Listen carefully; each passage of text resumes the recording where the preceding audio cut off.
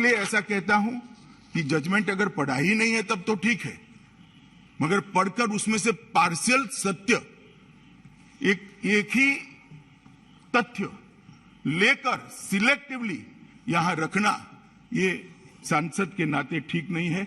ऐसी मेरी व्यक्तिगत मान्यता है। माननीय अध्यक्ष जी, क्राइम भी बदल गए, क्रिमिनल भी बदल गए।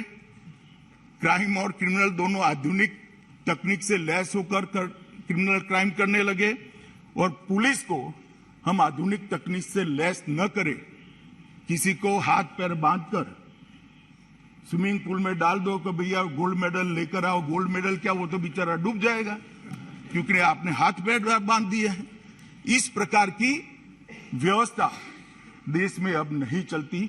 दादा को भले लगता हो जल्दी हो गई है, मुझे लगता है बहुत देर हो गई है। माननीय अध्यक्ष जी, समय आ गया है कि इसको हम बदले और इसके लिए सिर्फ ये बिल नहीं है, ढेर सारे प्रयास भारतीय जनता पार्टी की नरेंद्र मोदी सरकार ने किया। ठीक कहा अधीर रंजन जी ने कि हमारे देश में फोरेंसिक साइंस का कुशल मानव संसाधन नहीं है, हमारे पास ट्रेन मैन फोर्स नहीं है, परंतु इसको कैसे बढ़ाओगे? किसी ने चिंता किया? हमने चिंता किया।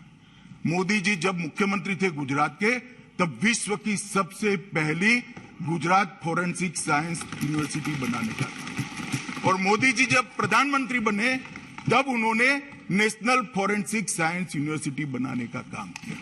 और फोरेंसिक साइंस की सभी विधाओं में बच्चे बीएससी करें, एमएससी करें, रिसर्च करें, वहां से प्रोफेसर बाहर आए, इस प्रकार की सारी सुविधाओं से lace in university Modi ji ने अभी बनाई है। माननीय अध्यक्ष जी, सिर्फ एक यूनिवर्सिटी नहीं बनाई, 6 राज्यों में इसकी एफिलेटेड कॉलेज, इसके कैंपस खोले गए। सब जगह फोरेंसिक साइंस की अलग अलग विधाओं के सेंटर ऑफ एक्सीलेंस खोलने का काम भी किया गया है। और ये सारी यूनिवर्सिटी और कॉलेजों से, यूनिवर्सिटी से संबंध कॉलेजों से जो बच्चे फोरेंसिक साइंस अलग अलग सब्जेक्ट में पढ़कर आएंगे, तब जाकर हमारी 2 सिद्धि का प्रमाण बढ़ेगा। समस्या जरूर है, मगर समाधान ही नहीं करना। अब तो कोई ये भी कह देगा कि फोरेंसिक साइंस यूनिवर्सिटी किसी एक धर्म के लोगों को फंसाने के लिए बना दी है। अरे भाई, हर चीज को, ये कानून को भी कहा।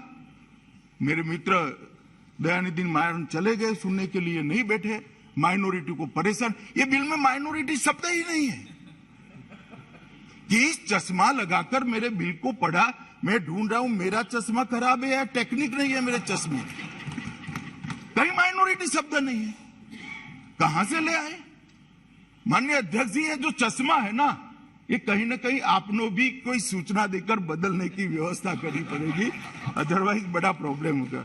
माननीय अध्यक्ष जी, हमने रक्षा शक्ति यूनिवर्सिटी भी बनाई।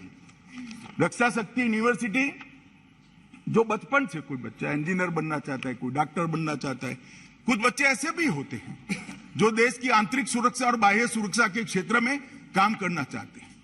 तो आंतरिक सुरक्षा और बाह्य सुरक्षा के साथ जुड़ी हुई सारी विधाओं का उनको पढ़ाई लिखाई करने के लिए एक सुविधा हमने करा है और इसके लिए हमने राष्ट्रीय रक्षा यूनिवर्सिटी भी बनाई है। और माननीय अध्यक्ष जी, ये इसलिए बना है कि 2 सिद्धि के प्रमाण को बढ़ाया जाए। वो इसलिए बनाया है कि पुलिस और हमारी कानूनी एजेंसियां, जो आरोपी है, जो क्रिमिनल है, इससे 2 कदम आगे हो, 2 कदम पीछे न हो। माननीय अध्यक्ष जी, इसको इतनी शंका से देखने का जरूरत नहीं है। हमें नेक्स्ट जनरेशन क्राइम का भी विचार करना पड़ेगा, उसको रोकने का अभी से प्रयास करना पड़ेगा और ये क्रिमिनल जस्टिस सिस्टम को दूसरे एरा में ले जाने का भी प्रयास करना पड़ेगा। हमने पुरानी तकनीकों से नेक्स्ट जनरेशन क्राइम को हम टैकल नहीं कर सकते। माननीय अध्यक्ष जी, इसको बदलना पड़ेगा। हमने बहुत सारे इनिशिएटिव लिए हैं। मैं इसलिए बताना चाहता हूं कि इसको बिल को आइसोलेशन में मत देखिए।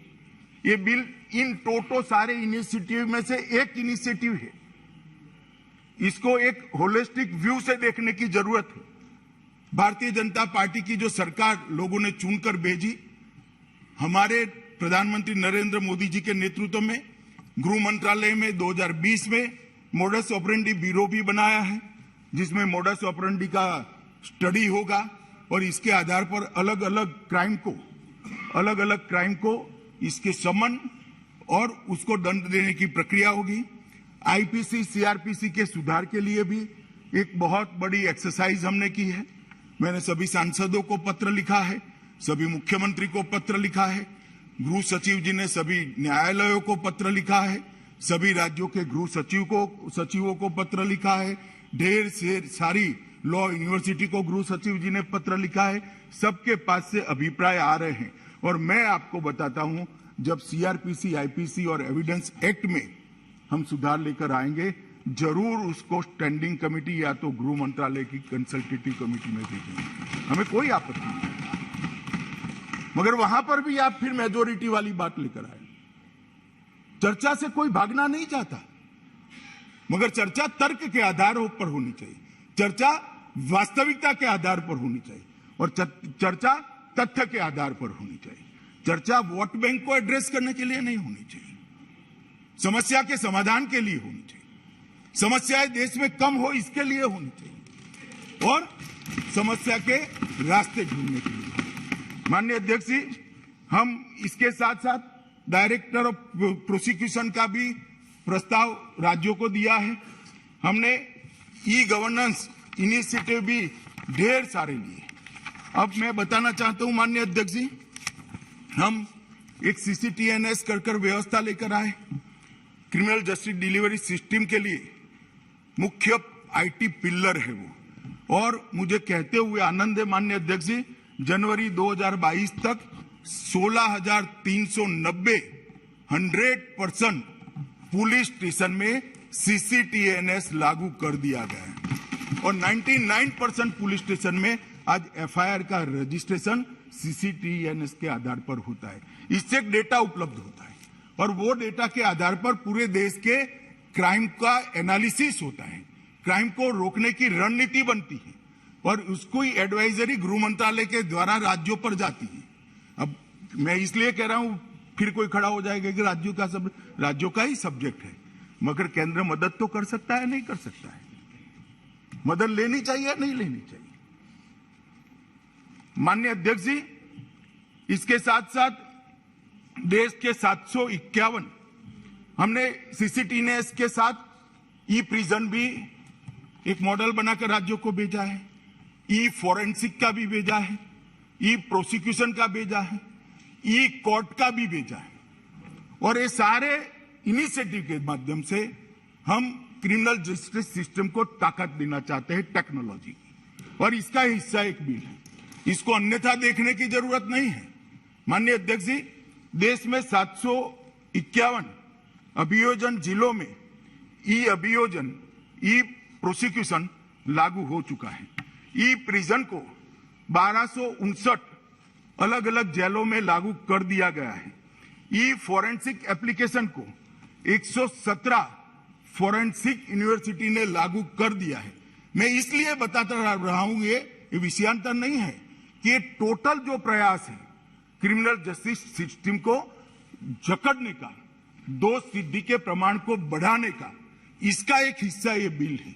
मैं सदस्यों को ये बात बताने के लिए ये पूरी बात कह रहा हूं। माननीय अध्यक्ष जी, CCTNS के सॉफ्टवेयर में आज 7 करोड़ से अधिक FIR उपलब्ध है।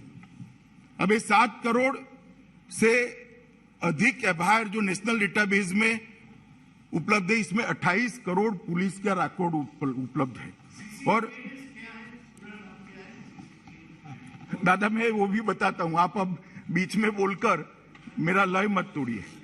माननीय अध्यक्ष जी, इस डेटा एक इसके साथ साथ हमने ये सारे ई प्रयासों को एक दूसरे के साथ जोड़ने के लिए हमने एक system, inter operable criminal justice system ICJS भी लाए हैं और उसके माध्यम से सारे इनिशिएटिव को एक साथ जोड़ दिया जाएगा।